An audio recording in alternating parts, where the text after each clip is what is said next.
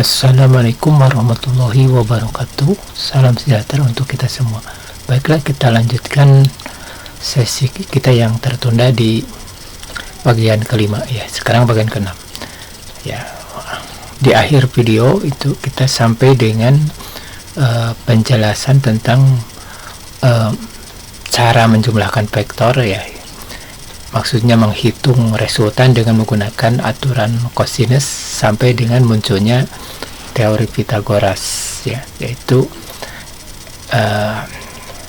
R sama dengan akar dari X kuadrat ditambah Y kuadrat ya.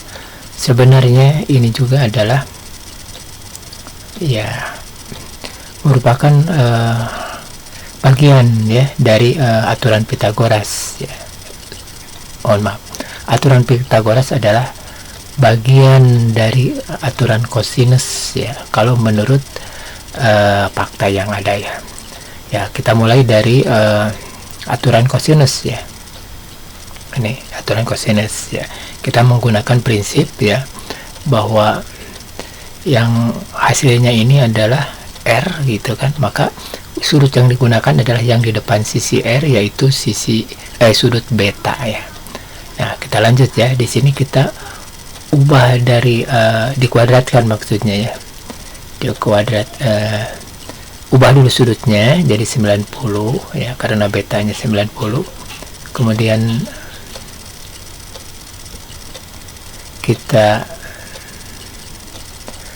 kita memasukkan ya nilai cos 90 yaitu 0 ya.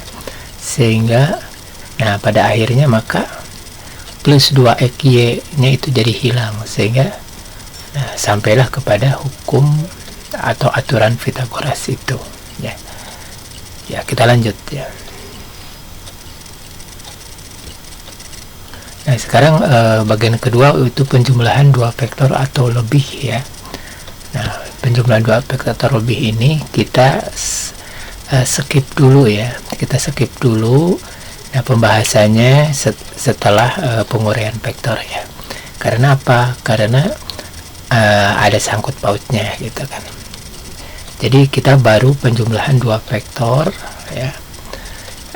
Sedangkan penjumlahan lebih dua vektor atau dua vektor ke atas ya, kita skip dulu setelah penguraian vektor.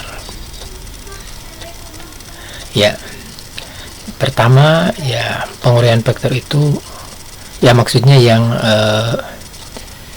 ini ya, yang penjumlahan lebih dari dua vektor itu menggunakan metode segi banyak atau poligon. Yang kedua menggunakan metode analitis, yaitu penguraian vektor-vektornya dulu baru dijumlahkan. Nah, jadi alasan ini kenapa kita skip dulu tentang penjumlahan vektor yang banyak ya.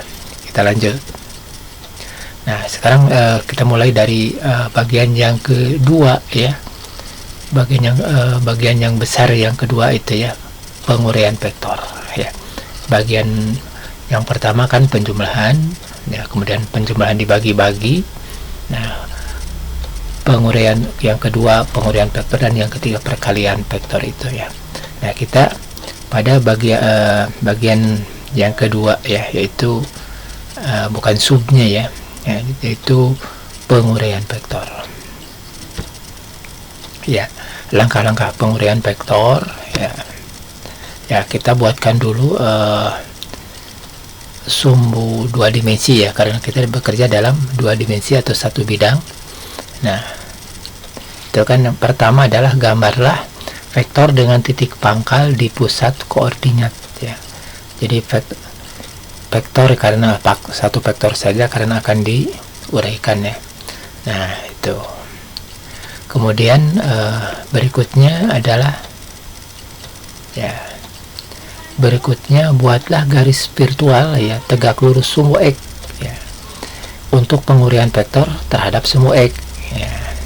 Jadi penguraian vektor pertama pada sumbu X dulu, kita buat garis bantu virtual tegak lurus sumbu X ya, mulai dari ujung vektor hingga memotong sumbu X.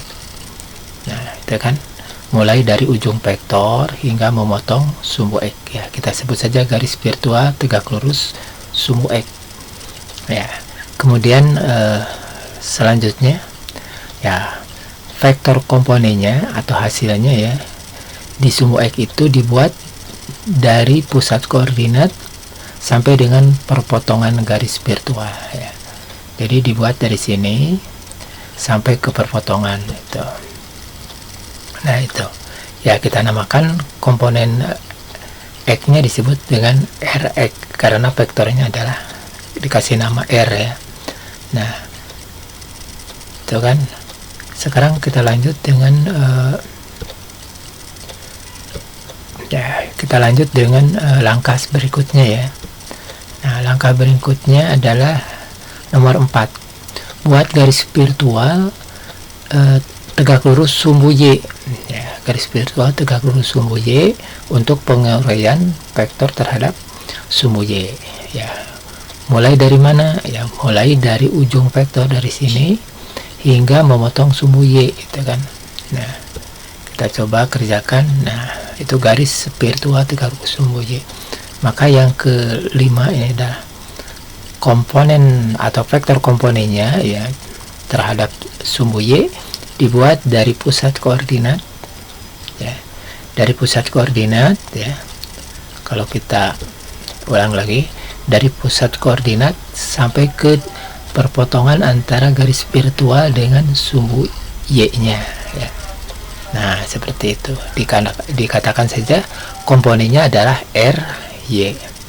Nah, mungkin itu 5 langkah saja untuk penguraian vektor ya. Maka kalau vektornya ada 2 ya diulangi lagi dari 1 sampai langkah ke 5 ya. Nah, kemudian vektor satuan ya, kita lanjut dengan vektor satuan.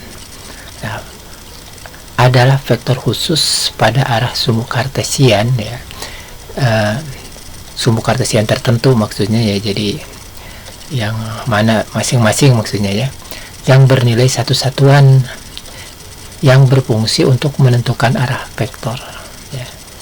Jadi vektor satuan itu adalah vektor khusus pada setiap sumbu kartesian bernilai satu satuan. Nah, kemudian fungsinya untuk menentukan atau berpengaruh terhadap penentuan arah vektornya ya.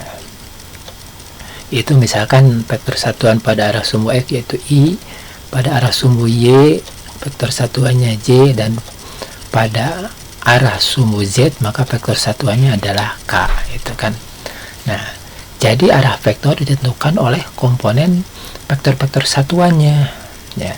Arah vektor itu sekali lagi ditentukan oleh komposisi vektor-vektor satuannya ya pada setiap sumbu kartesian yaitu I, J, dan atau K ya.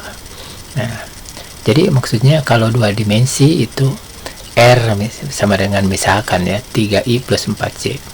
Nah, dan kalau vektor Q ini dalam 3 dimensi bisa Q sama dengan 3I plus 4J plus 5K ya. Nah, tuh kita lanjut ya. Nah, bagaimana menghitung besar dari vektor satuan ini ya? Maaf ya, menghitung besar dari vektor komponen ya. Jadi vektornya adalah R, kemudian vektor komponennya adalah RY untuk di sumbu X dan RX untuk di sumbu X gitu. Nah, jadi kita harus mengingat dengan aturan ya, dengan bantuan matematika yaitu trigonometri ya, sinus, kosinus, tangen gitu.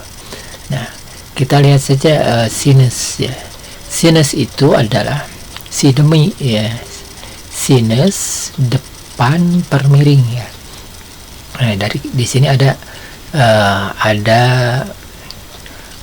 dua segitiga ya, segitiga bawah salah satunya adalah RX ya, dan kemudian sudut sisi yang keduanya adalah R, dan sisi yang ketiganya adalah garis virtual aja ya, garis virtual gitu. Nah, kemudian ya kita coret saja RX nya ya, kita coret saja RX nya. Nah, jadi ini kita coret aja ya. Nah, itu jadi segitiga